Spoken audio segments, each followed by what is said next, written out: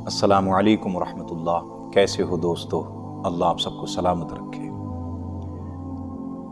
मैं आज बात करने जा रहा हूँ उस खातून की जिस खातून की तस्वीर स्विगी का बैग लिए हुए कुछ ही दिन पहले सोशल मीडिया पर वायरल हुई थी। जी, मैं बात कर रहा हूँ रिजवाना जी की, जो लखनऊ की रहने वाली हैं, जो 10 बाई 10 के कमरे में रहकर अपने 4 बच्चों का पालन पोषण किस तरह करती हैं। उनकी बहुत दर्द भरी कहानी है। उनके शोहर 3 साल पहले छोड़कर चले गए। उनका ऑटो जो ज़रिए माश का एक ज़रिया था वो चोरी हो गया, और इस कंडीशन में भी इस खातून ने हिम्मत नहीं हारी। मैं रिजवाना जी को, इनकी हिम्मत को दाद देता हूँ। आइए जानते हैं रिजवाना जी की ही ज़बान से उनकी दर्द भरी कहानी।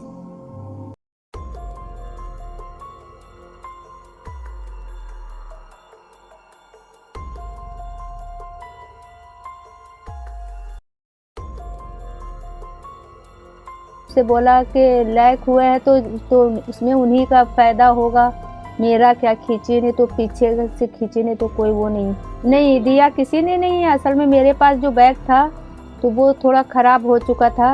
उसकी काफ़ी समय, मतलब कई बार हम इतवार बाज़ार में गए भी देखने भी बैग, जैसे चोर बाज़ार में सस्ता मिलता है तो वहाँ पे गए, देखा तो वहाँ पे सस्ते वाले तो थे, महंगे वाले, लेकिन उसके रेट बहुत हाई फाई, और सस्ते वाले जो बैग थे तो वो मजबूत नहीं रहते हैं, क्योंकि हमको वज़न लादना रहता है तो उससे वो टूट सकते थे।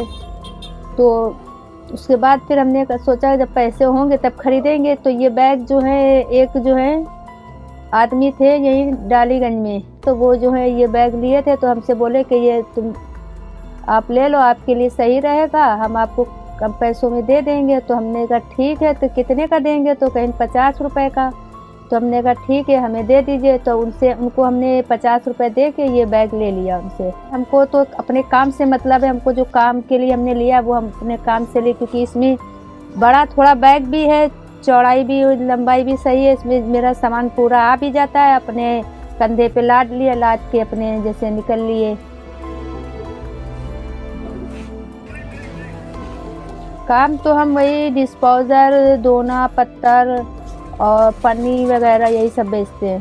ये हम लगभग इधर डालीगंज जाते हैं, डालीगंज पूरा फेरी करते हैं, डालीगंज से फिर वापस होके इधर नदवे जाते हैं। फेरी वाला काम इसलिए ये कर रहे हैं, हमने अभी ये शुरू किया, लगभग 3 साल हो गए हैं। तो असल में घरेलू काम में जो है ये है कि घरेलू काम करो तो उनके बंधे रहो, उनके ये रहता है कि एक काम बताती हैं तो 4 करवाती हैं। तो इसलिए हमने अपना बिजनेस का शुरू किया था कि अपना बिजनेस रहेगा तो अपना सही है कि अपने चाहे उसमें पैसे जितने भी मिले। सवेरे उठते हैं तो पहले जाते हैं घर झाड़ू बर्तन करते हैं, फिर उसके बाद आते हैं घर पे बच्चों को चाय पानी दे के, स्कूल, छोटी लड़की है बेटी, उसको स्कूल के लिए तैयार करके फिर सेलमैनिंग के काम पे जाते हैं। फिर वहाँ से आते हैं, वहाँ से 2-2:30 बजे करीब आते हैं, तो वहाँ से आके सामान रख के फिर जाते हैं एक घर खाना बनाने।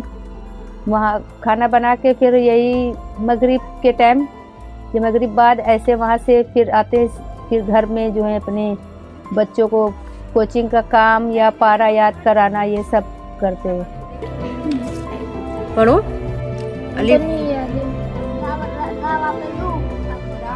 वैसे तो मेरे 4 बच्चे हैं। एक बेटी की हमने शादी कर दी है जिसका नाम लुबना है, और बाकी 3 बच्चे हैं, उनकी परवरिश अभी हम कर रहे हैं।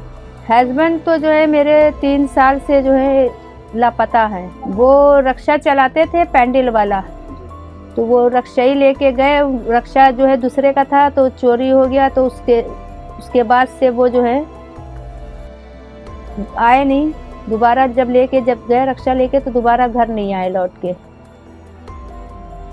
लगभग जो है घरेलू काम का तो जो है हमको 4,500 रुपया वो तो बंधा मिलता है, और इस काम में मेरा कोई कंफर्म नहीं कितनी मेरी आमदनी हुई, क्योंकि बिक्री पे होता है। कभी 50 रुपये आमदनी हुई, कभी 60 हुई, कभी 70 हुई, कभी 80 हुई, कभी 100 रुपये हो गई, ऐसे इनकम होती है। 2 से 3 घंटे फेरी करते हैं पैदल।